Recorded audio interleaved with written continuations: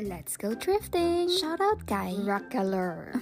Tama ba? Meron siyang tanong dito at easy peasy. Sis, common practice ba yon? Nagtatanggal ng shoes sa dressing room? Dun sa pagtatanggal ng shoes sa dressing room, dito sa Japan, some dressing rooms kasi tulad nito, ayan may nakalagay na bawal ipasok yung sapatos. Sa ibang thrift shops naman, tulad na nakita mo last time, walang nakalagay. I don't know. Siguro talagang nakagawian na tinatanggal talaga yung sapatos. Lalo na kung yung dressing room is naka-carpet or merong mat or rag. In some dressing rooms, like H&M, Forever 21, Zara, minsan sa mga shops na yun, may mga chances na hindi na nagtatanggal yung mga gumagamit ng dressing room. Kasi ganun na as is na. Hindi naman naka-carpet or what. Pero karamihan ng mga Japanese at mga nakatira dito, na sanay na talaga na nagtatanggal ng sapatos. Kaya naka-carpet man, may mat or wala. Tapos ayun, mapapasunod ka na lang sa ginagawa nila. Kaya for the tanggal sapatos, ang nangyayari dito madalas. Alam mo yun, ikaw na lang yung mahihiya na hindi sumunod sa ginagawa nila. And I think yung pagtatanggal ng sapatos na ganun, isa rin yun sa way para malaman na may taong gumagamit. Ganun. Karamihan kasi ng dressing rooms dito, dekortina lang. Mangilan-gilan lang yung mga may pintuan at may lock. Sana nasagot ko yung tanong mo. OMG, Armani high waist? Oh, shucks, ang ganda.